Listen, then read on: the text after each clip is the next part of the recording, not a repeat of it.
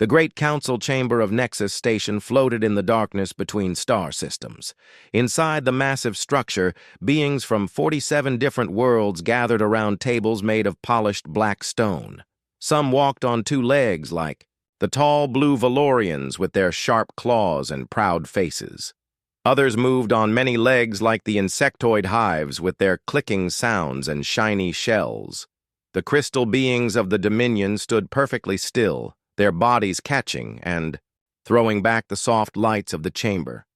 At the center of all these alien forms sat one empty chair. A small metal plate in front of it read, "Sol System, Earth," in the common galactic language. The chair had been empty for 50 years. Ambassador Crix of the Valorian Empire looked at that empty chair and felt his anger grow. His blue skin grew, darker as his claws tapped against the stone table. "Once again," he said in a voice that carried across the chamber, "the humans ignore us." Chancellor Vex of the Crystalline Dominion turned her diamond-like head toward the empty chair. Light passed through her body and made rainbow colors on the walls. 50 years of meetings, 50 years of silence from Earth. Perhaps they are too afraid to leave their little corner of space. Many of the other aliens nodded or made sounds of agreement. The small green beings from the traitor worlds whispered to each other. The floating gas creatures from the outer rings pulsed with soft colors that meant they were amused. They got lucky once, said Ambassador Vorth from the insectoid hives. His voice came through a machine that changed his clicking sounds into words. They found faster than light travel by accident. Now they hide in their system like scared children. More laughter and agreement came from around the chamber. To these advanced civilizations, humans were nothing more than a curiosity. A young species that had somehow discovered space travel but was too primitive to matter in galactic affairs. But far away from the council chamber, hidden in the asteroid belt around a red star called Proxima, someone was listening to every word. Commander. Taemin sat in the control room of a secret human outpost. The base was built inside a large asteroid and could not be seen by the alien ships that sometimes passed through the system. Taemin was 45 years old with gray in his black hair and lines around his dark eyes. He had been stationed at this hidden post for 10 years, watching and listening. On the screens in front of him, he could see the council meeting happening many light years away. Tiny devices hidden throughout Nexus Station sent signals back to Earth through channels the aliens did not know existed. Taemin listened to every word the aliens spoke and recorded everything they did. "They think we are children," Taemin said quietly to his assistant, a young woman named Hei Young. "Let them think that. It makes our job easier." Hei Young looked up from her computer where she was copying down the alien conversations. "Commander, the Valorian ambassador is talking about something called Operation Human Harvest again. Should we send this to Earth Command right away?" Taemin nodded. "Send it on the Quantum Channel. Mark it Priority 1. Admiral So Young will want to see this immediately." On Earth, deep beneath the surface of the moon, Fleet Admiral So Young stood in the command center of Luna Base. She was a woman in her 50s with short black hair and calm eyes that missed nothing. Around her, hundreds of officers worked at control stations, managing a secret that the galaxy could not imagine. "Admiral," called Captain Jin Ho from his station. "Message from Commander Taemin. The aliens are discussing Operation Human Harvest. Again. They plan to move forward within the next 6 months." "So," Young walked to the large window that looked out into space. But what she saw would have shocked any alien who thought humans were primitive. Thousands of ships moved through the darkness around the moon. These were not the large, slow vessels that other species used. Human ships were smaller, faster, and built with technology that had advanced far beyond anything the galaxy had seen. The ships moved in perfect formation. Each one was painted black to blend with space and covered in materials that made them nearly invisible to most sensors. Some were as small as fighters, fast and deadly. Others were larger warships with weapons that could destroy anything the aliens could build. At the center of the fleet was the largest ship of all, the Terra's Wrath, a massive warship that served as the command vessel for the entire human fleet. "How many ships do we have ready now?" So Young asked. 1,000 warships, Admiral, Jinho replied. "All crews are trained and ready. All weapon systems have been tested. Project Silent Storm is complete." So Young smiled, but it was not a happy smile. For 50 years, while the aliens thought humans were hiding in fear, Earth had been building the most powerful fleet in galactic history. Every alien species that had dismissed humans as unimportant had made a terrible mistake. "Admiral," called out Lieutenant Sujin from the communication station, "we are receiving data from all our hidden bases throughout the galaxy. The aliens have no idea how many of our people are already out there watching them." So Young nodded. Humans had not just been building ships for 50 years. They had been placing secret bases in empty star systems, sending spies to live among alien populations, and learning everything they could about every species in the galaxy. While the aliens held their meetings and made their plans, humans had been preparing for war. But more than that, humans had been preparing to win. In the medical bays beneath the Pacific Ocean, Dr. Haijin studied alien biology. She knew exactly how to defeat every species that might threaten Earth. In the war rooms under the Gobi Desert, General Min-Su had planned battle strategies that would surprise every alien military leader in the galaxy. In secret factories on Mars and the moons of Jupiter, millions of workers built weapons and ships that used technology the aliens had never seen. "The next Galactic Summit is in 3 days, So Young said to her staff. "I think it is time for Earth to attend." "Captain," Jinho looked surprised. "Admiral, we have never sent anyone to their meetings before. They will be shocked to see us." "Oh, they will be more than shocked," So Young replied. "Send orders to all fleet commanders. We are going to the 128th Galactic Summit. All 1,000 ships." The command center went quiet. Every officer turned to look at their admiral. "Are we going to war?" asked Major Kyung-soo, the head of security. So Young looked out at the fleet of black ships moving silently through space around the moon. For 50 years, the galaxy had ignored Earth. For 50 years, they had made plans to attack and destroy humanity when it suited them. For 50 years, they had thought humans were weak and stupid. "No," she said finally. "We are going to introduce ourselves properly, and then we are going to have a very important conversation about the future of this galaxy." In the asteroid belt around Proxima, Commander Taman received his new orders. He looked at the message for a long moment, then began to smile. After 10 years of watching and listening in secret, he was finally going to see the look on alien faces when they learned the truth about humanity. The empty chair at the Galactic Council had been waiting for 50 years. Soon it would no longer be empty, and the galaxy would never be the same again. Deep beneath the Pacific Ocean, 20 kilometers below the surface where no alien scanner could reach, the Abyssal Research Station hummed with quiet activity. The massive underwater facility had been built in complete secret over 30 years ago. Its thick walls could withstand the crushing pressure of the deep ocean and hide the most important scientific work humanity had ever undertaken. Dr. Haijin walked through the long corridors of the research station, her footsteps echoing softly on the metal floors. She was 38 years old, with intelligent brown eyes and hands that never seemed to stop moving. In her arms, she carried data tablets filled with information that could change the course of galactic history. "Computer, begin recording," she said as she entered her laboratory. The room was filled with strange machines and tanks containing samples from dozens of alien species. Research log, day 18,407. Subject, complete biological analysis of known galactic species.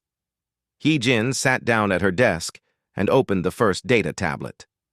On the screen was a detailed image of a Valorian warrior, the blue-skinned aliens who thought they were the greatest fighters in the galaxy. "The Valorian Empire believes their warriors are unbeatable," she said into her recording device. "They are wrong. Their exoskeletons have a weakness, the joints, where their arms and legs bend become brittle when exposed to specific electromagnetic frequencies. A weapon designed to emit these frequencies would make their armor useless." She moved to the next image, showing one of the crystal beings from the Dominion. Their bodies looked beautiful as they caught and reflected light. But Hye-Jin saw something else. The crystalline Dominion thinks their energy-based life forms make them superior to biological species. They do not understand that energy can be disrupted. Quantum disruption fields would cause their bodies to lose cohesion. They would simply fall apart. Page after page, species after species, Hye-Jin had cataloged the weaknesses of every major alien civilization. This information had been gathered over 50 years by human agents working in secret throughout the galaxy. While the aliens thought humans were primitive, human scientists had been studying alien biology, technology, and military tactics with incredible detail.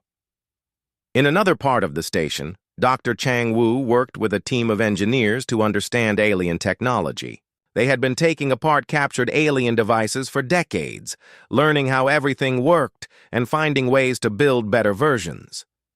"The Zephyrian energy weapons are impressive," Chang Wu told his assistant, a young man named Wu Jin. "But they require 30 seconds to charge between shots. Our new plasma cannons can fire continuously without any charging time." Wu Jin nodded as he looked at the alien weapon they had been studying. "What about their shields, Doctor?" "Powerful, but they can only block energy attacks," Chang Wu replied. "They are completely useless against kinetic weapons. A simple metal projectile fired at high speed would pass right through their shields like they were not even there." Meanwhile, on the other side of the world, buried deep beneath the Gobi Desert in Mongolia, General Min Su stood in the central war room of Earth's most secret military base. The underground facility was larger than most cities, with thousands of officers and analysts working around the clock to plan for the day when humanity would reveal itself to the galaxy. General Min Su was 52 years old, a man who had spent his entire adult life preparing for a war he hoped would never come. His gray uniform was simple and practical, without the medals and decorations that alien officers loved to wear. But his dark eyes held the intelligence of someone who had studied every major battle in galactic history. "Show me the Valorian battle." "Formations," he said to Lieutenant Colonel Yun-ji, his chief tactical officer.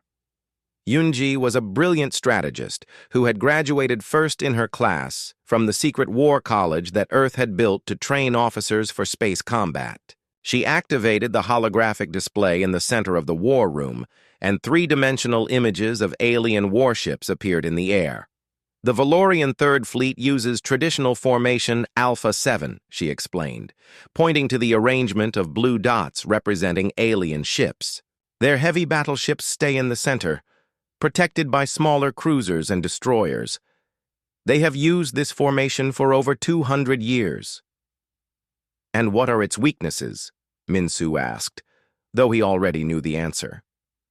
"The formation is designed to fight other slow, heavily armored ships," Yunji replied.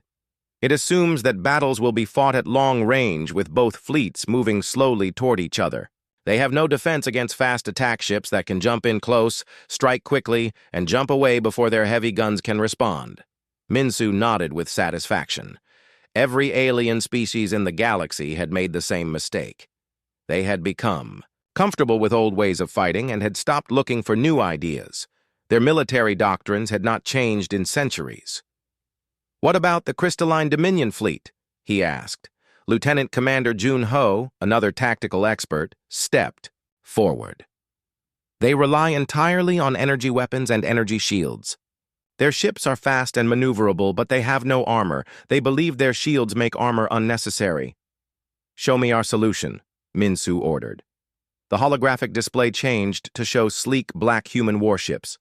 Unlike the large, imposing Vessels that aliens preferred, human ships were smaller and built for speed and stealth. They could appear anywhere on a battlefield without warning, strike with devastating force, and vanish before the enemy could react. Our quantum jump drives allow instantaneous movement across the battlefield, Junho explained. We can attack from any direction, any range, at any time.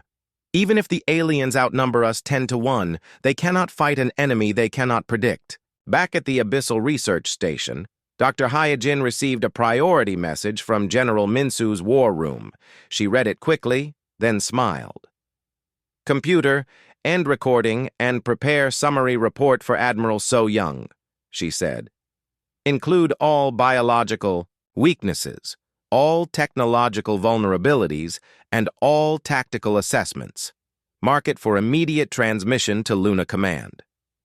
The information Dr. Hyojin and her team had gathered was already being sent to human agents throughout the galaxy. Commander Tae-min at his hidden base near Proxima was not the only human spy watching the aliens. There were hundreds of others, living secret lives on alien worlds, working in alien cities, and learning everything there was to know about galactic civilization. On the water world of Aquatica Prime, a human woman named Yuri worked as a translator for the Aquatic Federation government. The fish-like aliens who employed her had no idea that she was recording their military planning sessions and sending the information back to Earth. In the crystal cities of Dominion Central, a human man named Dongsu ran a small business selling rare minerals. His alien customers talked freely in front of him, never imagining that he understood their language perfectly and was memorizing every word about their defenses and weaknesses. Among the insect colonies of Hive World 7, a human woman named Sunmi had spent 15 years disguised as a maintenance worker. She had mapped every tunnel, every weapon placement, and every secret facility on the planet. All of this information flowed back to Earth through quantum communication networks that the aliens did not even know existed. While they held their meetings and made their plans, humans had been watching, learning, and preparing. Admiral So Young received Dr. Hyojin's report at Luna Command and read through it carefully. 50 years of intelligence gathering had given humanity a complete understanding of their potential enemies. Every strength, every weakness, every secret had been catalogued and analyzed. "Remarkable work," she said to Captain Jin Ho, who was reading over her shoulder. "We know more about each alien species than they know about themselves." Jin Ho nodded. "Admiral, should we begin moving our deep cover agents to safety? If we are going to reveal ourselves at the next summit, they may be in danger." So Young considered this for a moment. "Not yet. We may still need their intelligence, but prepare extraction plans for all of them. After we make our appearance, the aliens will start looking for human spies everywhere." She stood up and walked to the observation window that looked out at the human fleet. 1,000 warships hung in space around the moon, ready for whatever might come. But they were more than just weapons. They represented 50 years of human determination, ingenuity, and patience. The aliens thought humans were primitive. They thought Earth was weak and isolated. They had no idea that human eyes had been watching them for half a century, that human minds had been studying their every move, and that human hands had been building the tools necessary to change the galaxy forever. Soon the aliens would learn the truth. And when they did, they would discover that underestimating humanity had been the greatest mistake in galactic history. The 128th Galactic Summit began, like every other summit for the past 50 years. Representatives from 47 species gathered in the Great Council Chamber of Nexus Station, floating in the empty space between star systems. The familiar sounds of different languages, mechanical translators, and alien voices filled the air. Chancellor Vex of the Crystalline Dominion called the meeting to order. Her diamond-like body caught the soft lights of the chamber and threw rainbow patterns on the walls. "We will begin with trade disputes between the Silicon Federation and the Gas Giant Collective," she announced in her crystal-clear voice. At his usual seat, Ambassador Crix of the Valorian Empire looked bored. The blue-skinned warrior had attended these meetings for 20 years, and they were always the same. Trade arguments, border complaints, and endless talk about problems that never seemed to get solved. He looked over at the empty human chair and shook his head. At least humans had the sense to stay away from these boring meetings. Perhaps we should formally remove the human seat, suggested Ambassador Vorth from the insectoid hives. His words came through a translation machine that changed his clicking sounds into Galactic standard language. They clearly have no interest in civilized society. Many of the other representatives nodded in agreement. The small green aliens from the trader worlds whispered among themselves. The floating gas creatures from the outer rings pulsed with colors that showed they thought the idea was amusing. Chancellor Vex was about to call for a vote on removing Earth's seat when alarms began screaming throughout the space station. The loud warning sounds echoed through every corridor and chamber. Red lights flashed on all the walls. A nervous aide from the Aquatic Federation rushed into the chamber. Nexus was a fish-like creature whose translator struggled to keep up with his rapid speech. "Chancellor," he gasped, "we are detecting massive energy signatures approaching the station. Multiple ships. No, hundreds of ships. Thousands of ships." The main viewing screen at the front of the chamber flickered to life. It showed the star field around Nexus Station, with the bright stars and the dark emptiness of space. For a moment, everything looked normal. Then space itself began to shimmer.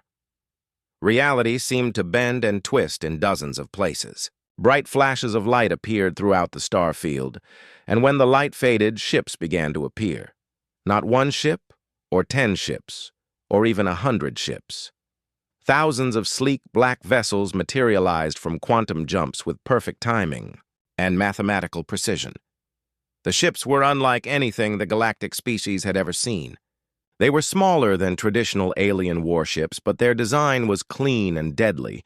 No unnecessary decorations or proud symbols marked their hulls. They were built for one purpose: war. The alien representatives stared at the viewing screen, in complete silence. Never in galactic history had anyone seen a fleet of this size appear so suddenly and with such coordination. "What species could build so many ships?" whispered Hive Queen Zack from the insectoid delegation. Her compound eyes reflected the images on the screen. Before anyone could answer, a voice came over the communication system. It spoke in perfect galactic standard, with no accent or translation delay. "This is Fleet Admiral So Young of the Terran Defense Force," the voice said calmly. "We apologize for our tardiness to the summit. Earth requests permission to dock and send a representative to the Council." The chamber fell into absolute silence. Not one alien spoke or moved. The only sounds were the quiet hums of machinery and the distant alarms that were still echoing through the station. After 50 years of empty chairs and ignored invitations, humanity had not sent a single diplomat in a small courier ship. They had sent a fleet larger than the combined military forces of most galactic civilizations. Chancellor Vex found her voice first, though it came out as barely more than a whisper. Permission granted. Please send your representative." On the bridge of the massive flagship Terra's Wrath, Captain Dong Hyun watched the alien ships around Nexus Station with professional interest. The station's defenses were activating, energy shields powering up and weapon systems coming online. But compared to the human fleet, these defenses looked like toys. "Admiral," Dong Hyun reported to the fleet commander, "the aliens are trying to establish defensive positions around the station. Their ships are moving to form a protective perimeter." Admiral So Young's voice came back over the communication system, as calm as if she were discussing the weather. "Let them position their ships however they wish, Captain. We are here for diplomacy, not conquest." The yet hung in the air like a promise and a threat. In the council chamber, the alien representatives watched their viewing screen as more and more human ships continued to appear.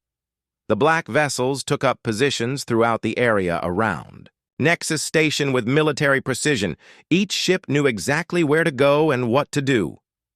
"How many ships are there?" asked Ambassador Vorth, his clicking voice showing fear for the first time anyone could remember.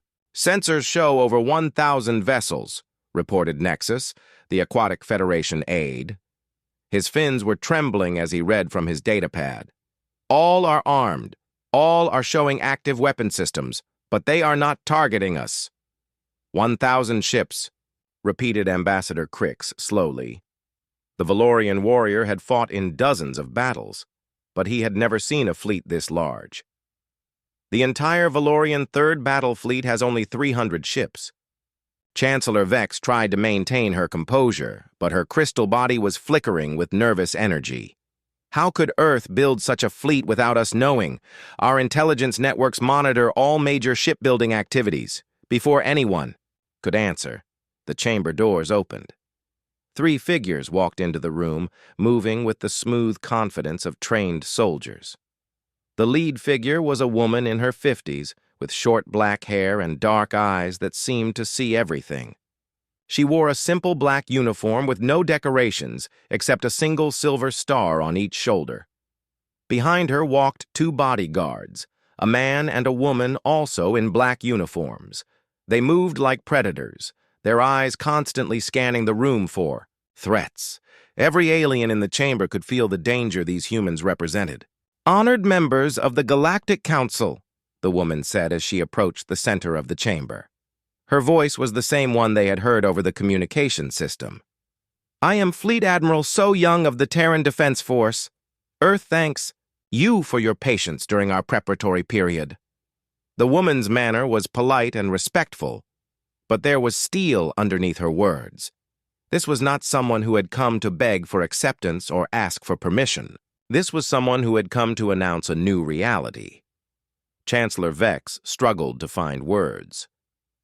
"Admiral, while we appreciate Earth finally joining our diplomatic community, the presence of your fleet could be interpreted as a hostile act." Admiral So Young smiled, but it was not a warm smile. The same could be said of the Valorian Third Battle Fleet that has been conducting training exercises near our solar system for the past 6 months, or the Crystalline Dominion research vessels that have been scanning our outer planets for weaknesses. The chamber erupted in surprised voices and confused chatter. Several aliens started talking at once, their words mixing together in a chaos of different languages and translation devices. Ambassador Crix stood up from his seat so quickly that his chair fell backward. "How could you possibly know about our fleet movements? Those operations were classified at the highest levels. About your intelligence-gathering operations." Admiral So Young continued in the same pleasant voice. "Your attempts to map our defenses? Your military build-up in preparation for what your strategic planners call Operation Human Harvest?" The silence that followed was so complete that the only sound was the quiet humming of the space station's life support systems. Every alien representative stared at the human admiral in shock and growing fear. Major Kyung-Soo, one of Admiral So Young's bodyguards, stepped forward and placed a datapad on the council table. "For your review," he said in a voice that carried no emotion. "Complete records of surveillance attempts, military planning documents, and private communications discussing the human problem over the past 50 years. Chancellor Vex reached for the datapad with a trembling crystal hand. As she began to read, her body grew brighter with shock and fear. The documents contained detailed records of secret alien meetings, classified military plans, and private conversations that no human should have been able to access. "This is impossible," she whispered. "These documents are from secure facilities, on our homeworlds. No alien species has ever successfully infiltrated our government." "You are correct," Admiral So Young replied. "No alien species has ever done so." The meaning of her words sank in slowly. For 50 years, while the galactic species had dismissed humans as primitive and unimportant, human agents had been living among them. watching them, learning their secrets, recording their plans. Ambassador Crix sank back into his chair, his blue face pale with shock. "You have been spying on us. For decades. We have been protecting ourselves," Admiral So Young corrected. "While you made plans to invade our system and enslave our people, we were making plans of our own." She gestured toward the viewing screen, where the human fleet waited in perfect formation around the station. 1,000 warships, Admiral Crix. Each one more advanced than your finest vessels. Each one crewed by warriors who have studied your tactics and know your weaknesses. The alien representatives looked at each other with growing understanding and fear. The species they had ignored for 50 years had become the most powerful military force in the galaxy. And now that force was here, demanding to be heard. "What do you want?" Chancellor Vex asked quietly. Admiral So Young looked around the chamber, at all the alien faces staring at her. Some showed fear, others showed anger, but all showed respect. Finally, after 50 years, humanity had their attention. "We want to talk," she said simply. "But first, we wanted to make sure you would listen." The emergency session of the Galactic Council was unlike any meeting in the history of galactic civilization. For the first time in 50 years, a human sat at the council table, but not in the way anyone had expected. Admiral So Young occupied not just the long, empty Earth chair, but commanded the attention of every being in the chamber. The main viewing screen still showed the human fleet surrounding Nexus Station. 1,000 black warships hung in space like sleeping predators. Their weapons powered but not aimed. The message was clear. Humanity had come to talk, but they were prepared for war. "Before we begin formal discussions," Admiral So Young said, her voice carrying clearly through the chamber's translation systems, "I believe some clarification is needed about recent galactic events." Chancellor Vex of the Crystalline Dominion flickered nervously. Her crystal body, usually steady and controlled, was pulsing with uncertain light. "Admiral, what kind of clarification?" Instead of answering directly, Admiral So Young nodded to her aide, Commander Na Young, who had been standing quietly behind her chair. The young woman activated a portable holographic projector, and images began appearing in the air above the council table. The first image showed a detailed map of the Zirion system, where a deadly plague had killed millions of beings across 3 worlds 5 years ago. The alien representatives recognized it immediately. "The plague of Zirion 4, Admiral So Young began, devastated 3 inhabited systems and threatened to spread throughout the galactic core. The medical response was slow and ineffective. Millions died while your various species argued about who should provide aid and at what cost." Ambassador Crix of the Valorian Empire shifted uncomfortably in his seat. "The plague was eventually contained through the combined efforts of several species. It was a difficult situation, but we handled it." "You handled it," Admiral So Young agreed, after human medical teams had already developed and distributed the cure. The holographic display changed to show cargo ships marked with Earth symbols delivering medical supplies to the plague worlds. The images were time-stamped, showing that human aid had arrived weeks before any official galactic response. "Impossible," breathed Hive Queen Zack from the insectoid delegation. "We would have detected human ships in our space." "You detected what we wanted you to detect," Admiral So Young replied calmly. "While your governments debated and delayed, human doctors worked around the clock to save lives. Our ships used stealth technology to deliver medical supplies directly to plague victims."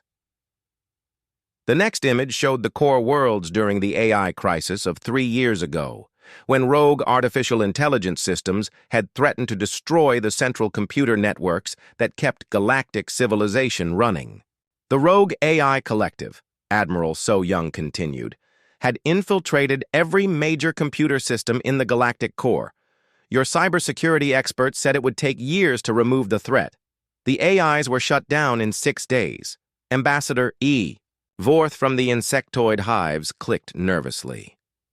Our technical teams worked continuously to solve that crisis.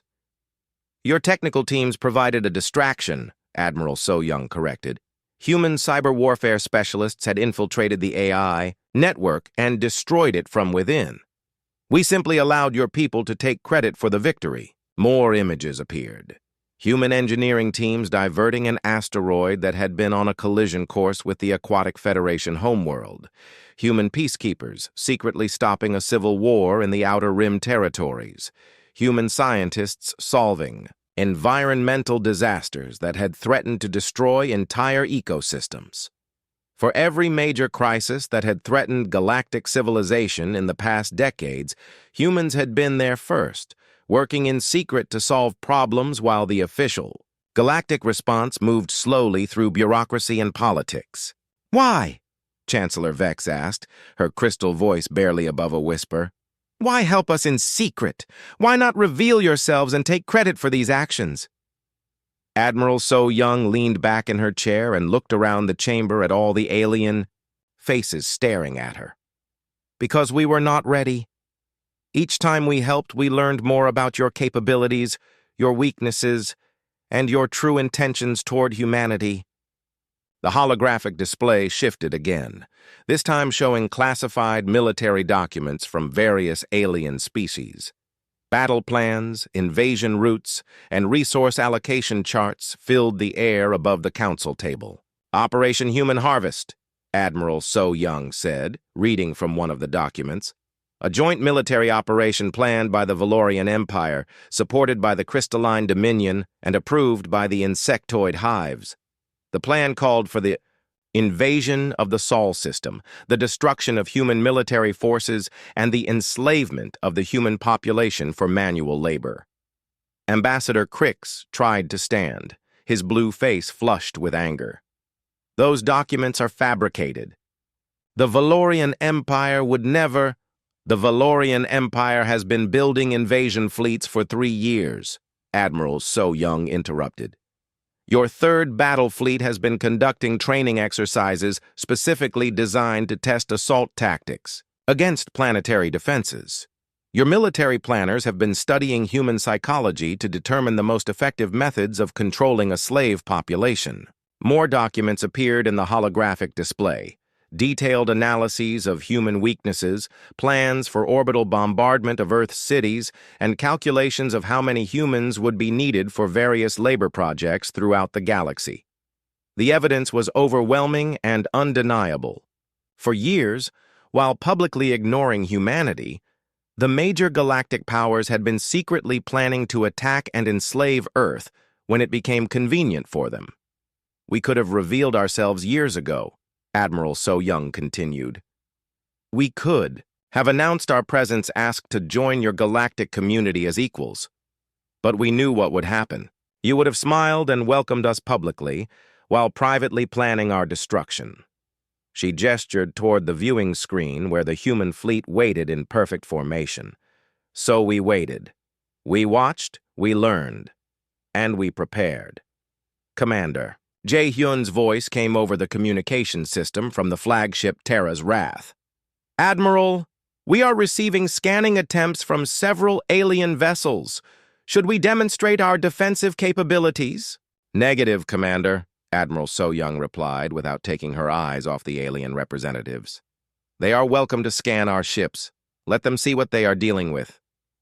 In the minutes that followed, every alien species in the chamber used their most advanced sensors to examine the human fleet. The results were shocking. The human ships were not just more numerous than expected. They were generations ahead of anything the galactic species had built. Their armor is made from materials we do not recognize, reported Nexus, the Aquatic Federation aide, reading from his scanner. Their weapons output readings are beyond our measurement scales. Their engines produce no detectable exhaust or energy signature. How is this possible? Demanded Hive Queen Zack. Our intelligence networks monitor all technological development throughout the galaxy. No species could advance this far without us knowing. No alien species could advance this far. Admiral So Young corrected. But you never bothered to truly study humans. You dismissed us as primitive and ignored our potential. That was your first mistake. She stood up from her chair and walked to the center of the chamber, where all the aliens could see her clearly. Your second mistake was assuming that because we did not attend your meetings, we were not paying attention to galactic affairs. For 50 years, we have been watching every move your governments made, recording every secret plan, and learning everything we needed to know about each of your species. The holographic display changed one final time, showing detailed intelligence files on every species present. Military capabilities, economic resources, political structures, biological weaknesses, everything was laid out in precise detail. We know how many ships each of your fleets contains. We know where your military bases are located. We know what weapons you have and how they work. We know your supply lines, your communication networks, and your strategic plans for the next 50 years. Ambassador Crick stared at the intelligence files with growing horror. You have been preparing for war against all of us. We have been preparing to defend ourselves against all of you, Admiral So Young replied. But we prefer not to fight if we can avoid it. That is why we are here today. She walked back to her chair and sat down, her movement casual and relaxed, despite the tension in the chamber. Earth is making you an offer. We can continue the old way of doing things, where each species plots against the others and the strong prey upon the weak. Or we can try something new. What kind of something new? Chancellor Vex asked cautiously. Partnership, Admiral So Young said simply. Real cooperation between species, not the fake diplomacy you practice here while planning each other's destruction. Trade based on mutual benefit, not exploitation. Security based on collective defense, not individual conquest. The chamber fell silent as the alien representatives considered her words. The idea of true cooperation between species was almost impossible for them to imagine. For thousands of years, galactic civilization had been built on competition, conflict, and conquest. And if we refuse your offer?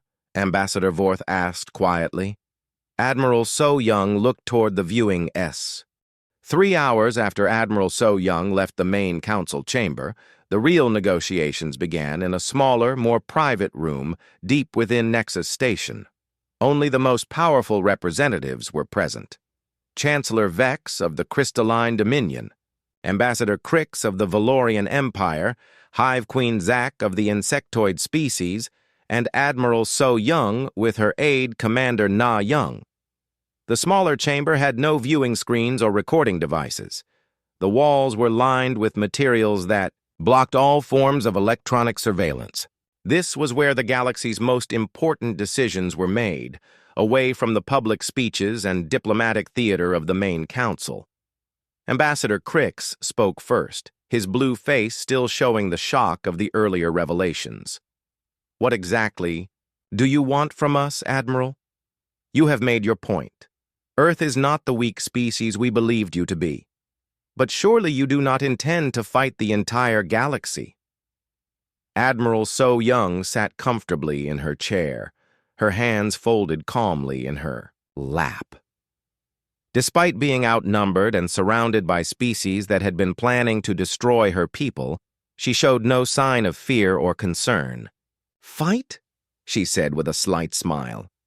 Ambassador, we have no interest in conquest or destruction. We want what every intelligent species wants: security for our people, prosperity for our civilization, and respect from our neighbors. Respect must be earned, chittered Hive Queen Zack through her translation device. The insectoid queen's compound eyes reflected the chamber's soft lighting as she studied the human admiral. Indeed, Admiral So Young agreed, and we have been earning it for 50 years, though you did not know it at the time. Commander Na Young activated a small holographic projector on the table between them. New images appeared in the air, but these were different from the military intelligence shown earlier. These images showed human achievements that had benefited the entire galaxy. While your governments held meetings and made speeches, Admiral So-Young continued, human scientists were solving real problems. The medical breakthrough that ended the Xerian plague was developed in secret laboratories beneath Earth's oceans. The quantum algorithms that stopped the rogue AI crisis were created by human programmers working in hidden facilities throughout our solar system. The images showed massive research complexes on Mars, underwater cities in Earth's deepest trenches, and orbital laboratories around Jupiter's moons.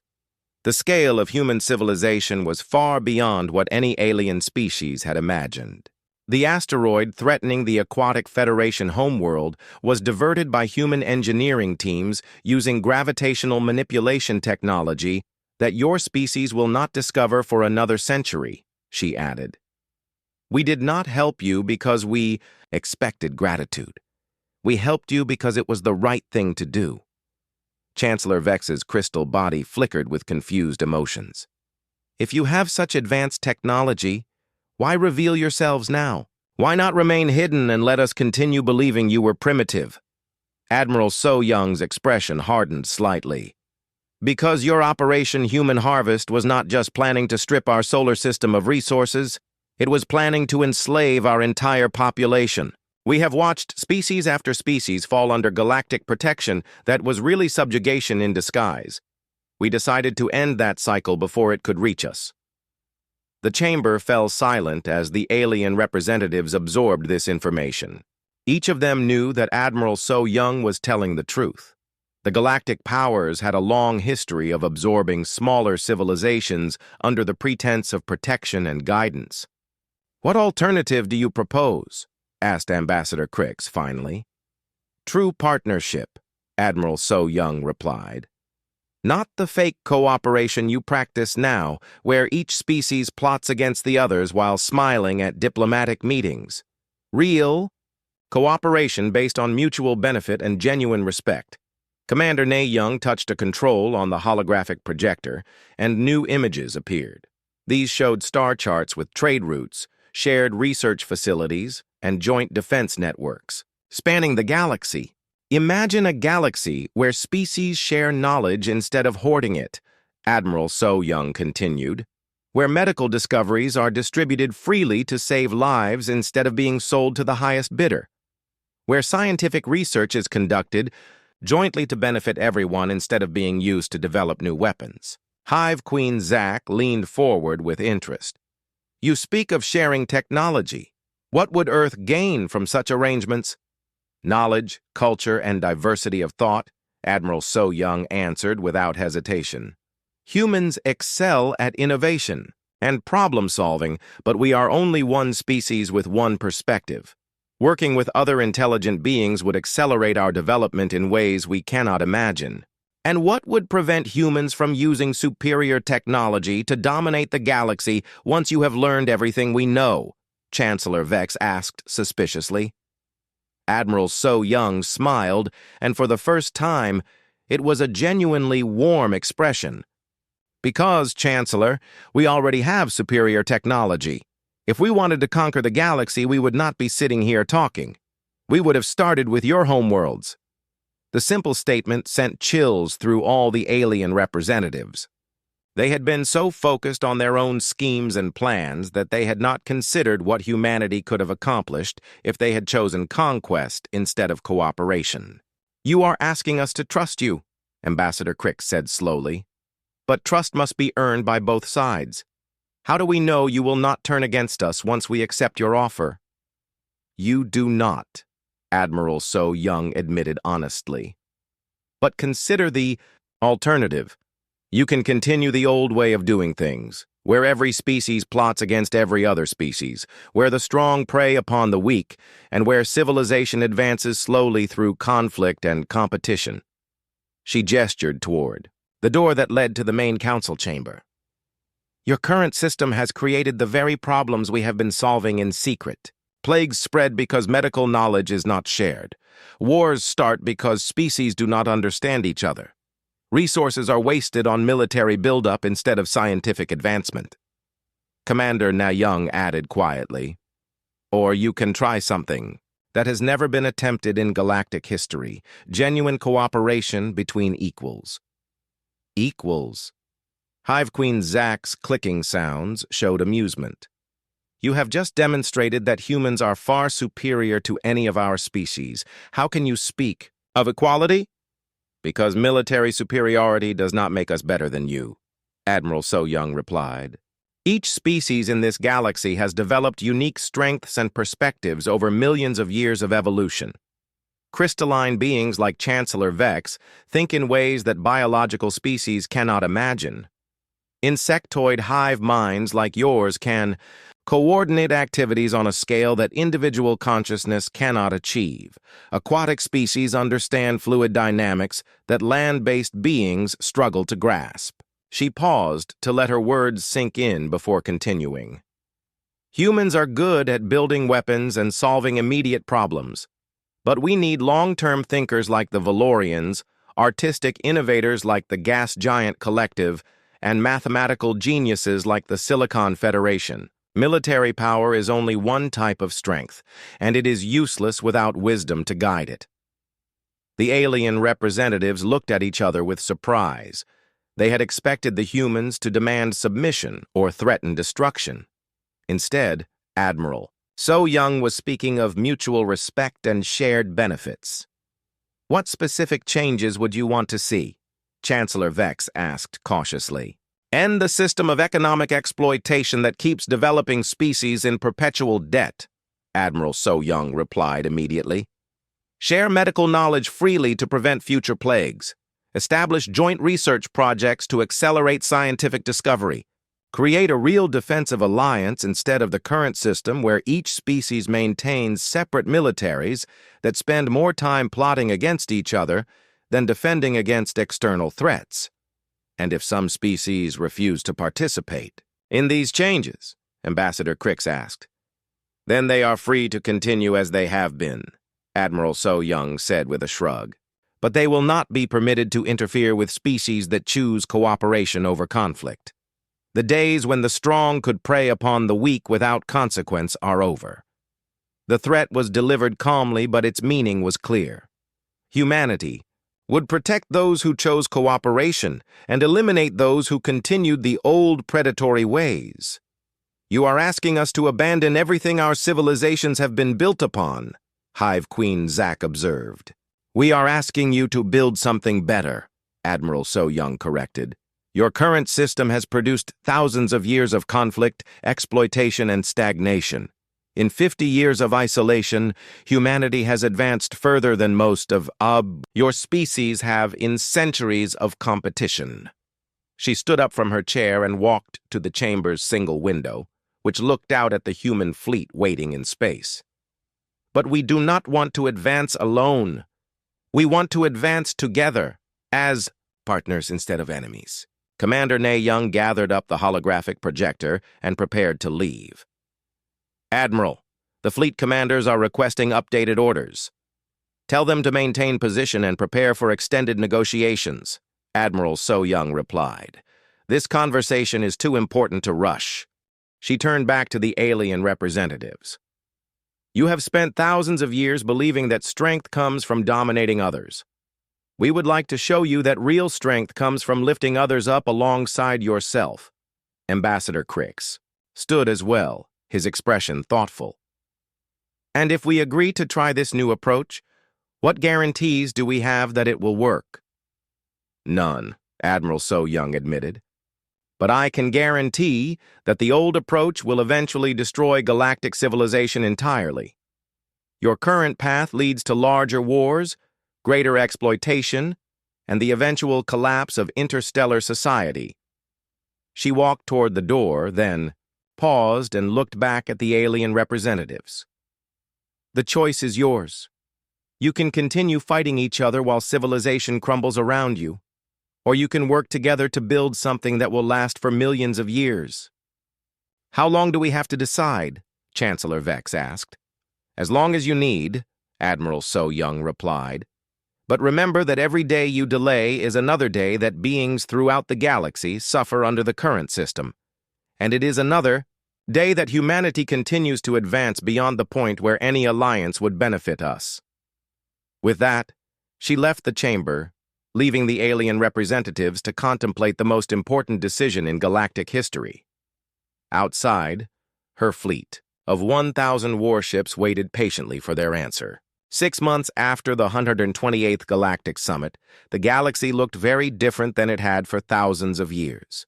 The 129th Summit was being held not at the old Nexus Station, but at New Horizons Station, a massive new facility built jointly by human and alien engineers in orbit around a neutral star system. The council chamber was larger than the old one, with seating arrangements that emphasized cooperation rather than competition. Instead of species sitting in separate sections glaring at each other across distances, the new design mixed representatives together at round tables where they could speak as equals. Admiral So Young no longer wore her military uniform.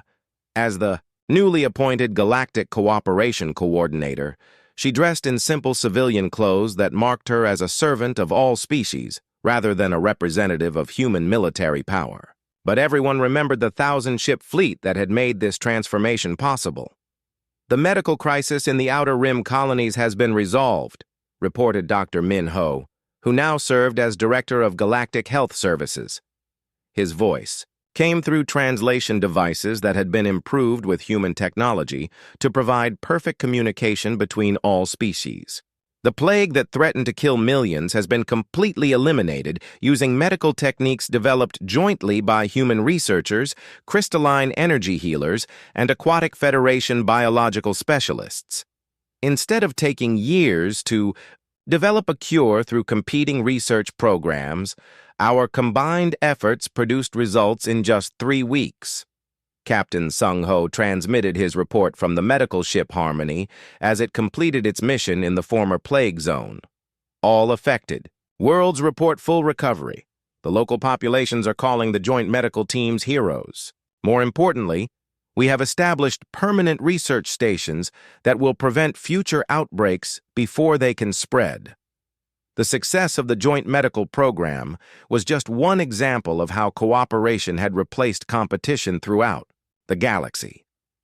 Trade flowed more freely than ever before, with human-designed quantum communication networks enabling instant commerce across billions of light-years. Scientific discoveries that had once been guarded as military secrets were now shared openly to benefit all species. Ambassador Crix, who had once planned to invade Earth, now worked as humanity's primary liaison to the former military powers. The proud Valorian warrior had found purpose in building instead of destroying. "Admiral, I must admit that when your fleet first appeared, I expected conquest and slavery. Instead, you have given us something we did not even know we were missing." "What was that?" Admiral So Young asked, though she already knew the answer. "Hope," Crix replied simply. "For the first time in my lifetime, the galaxy is growing stronger instead of preparing for the next war." The transformation had not been easy or immediate.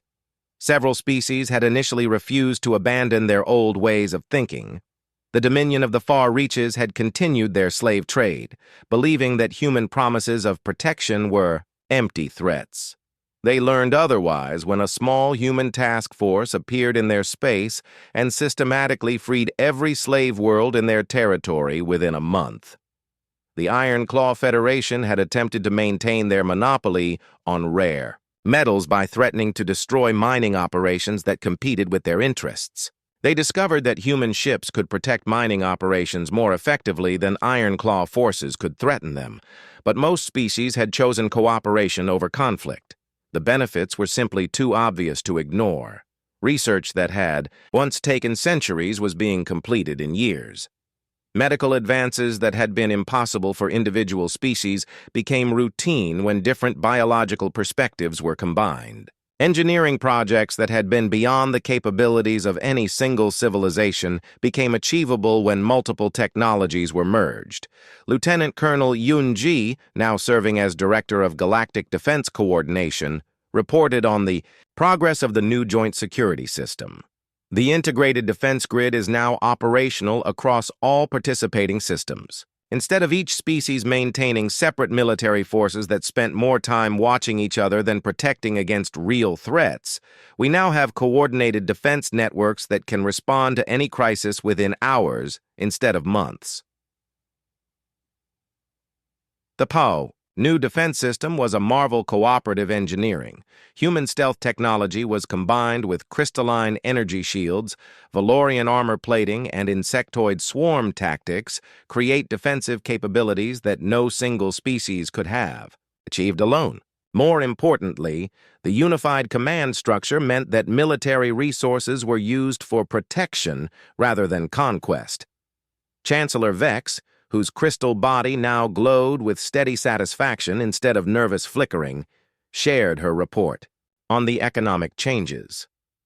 Trade disputes that once required months of negotiation are now resolved in days through the new arbitration system. The quantum communication networks designed by human engineers allow instant contact between any two points in the galaxy, making commerce more efficient than ever before. But the most significant change was not technological or economic. It was cultural. Species that had viewed each other as competitors or threats for millennia were learning to see each other as partners and friends. Dr. Hyejin, who had once studied alien biology to find weaknesses, now worked with alien scientists to understand how different forms of life could benefit each other. The Joint Research Station at Vega Prime has produced more scientific breakthroughs in 6 months than most individual species achieve in decades, she reported with obvious pride. When you combine human innovation with crystalline mathematical precision and Valorian engineering experience, the results are extraordinary. From his position aboard the patrol ship Unity, Captain Dong Hyun monitored the peaceful trade routes that had replaced the old militarized borders. Admiral, cargo traffic has increased by 300% since the new trade agreements took effect. More importantly, we have not detected a single pirate attack or military incident in the past 2 months. The absence of conflict was remarkable. For the first time in recorded galactic history, ships could travel between star systems without fear of attack. Military escorts were no longer needed for merchant vessels. Border patrols spent their time helping lost travelers instead of watching for enemy fleets. General Min Su, who had spent decades planning for war, now served as Director of Peaceful Development. His strategic mind had found new purpose in coordinating massive construction projects that benefited multiple species simultaneously. The new Stargate network will reduce travel time between core worlds from months to days, he reported. More importantly, the project is employing millions of beings from dozens of species, creating economic opportunities that make war seem pointless. The changes were visible everywhere Admiral So Young looked. The observation deck of New Horizons Station showed her a view that would have been impossible just months ago.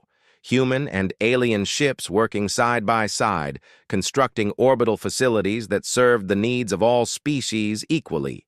A group of young Valorian warriors was training alongside human marines, learning new techniques that emphasized protection over destruction. Crystalline artists were collaborating with human composers to create music that could be appreciated by both energy-based and biological life forms. Insectoid engineers were working with human designers to build cities that could accommodate the needs of dozens of different species. "Admiral," called Commander Ne Young from her communication station, "we are receiving requests from 15 more star systems asking to join the Cooperative Alliance. The former slave worlds of the Broken Chain Empire want our protection as they establish their own governments." Admiral So Young nodded with satisfaction. The alliance was growing not through conquest or pressure, but because beings throughout the galaxy could see the benefits of cooperation over conflict. Species were choosing to join because they wanted to be part of something better. Ambassador Vorth from the insectoid hives, whose translation device now carried tones of genuine warmth instead of mechanical clicking, shared an observation that surprised everyone. "My species has existed for millions of years, believing that survival required constant competition against other life forms. In 6 months of cooperation, we have achieved more growth and prosperity than in the previous 1,000 years of conflict. Hive Queen. Zach, participating in the meeting through quantum communication from her homeworld, added her own perspective. The concept of mutual benefit was alien to us before humans demonstrated its power. We had never imagined that helping others could make us stronger instead of weaker. Admiral So Young stood and walked to the great window that looked out at the bustling space around New Horizons Station. Ships from dozens of species moved in perfect coordination, their crews working together toward common goals. The sight would have been impossible to imagine just a year ago. The age of Galactic. Competition ending, she said to the assembled representatives. The age of galactic cooperation has begun, but this is only the beginning of what we can accomplish together. She turned back to face the council. We have proven that different species can work together for mutual benefit. We have shown that sharing knowledge accelerates progress for everyone. We have demonstrated that protecting each other makes all.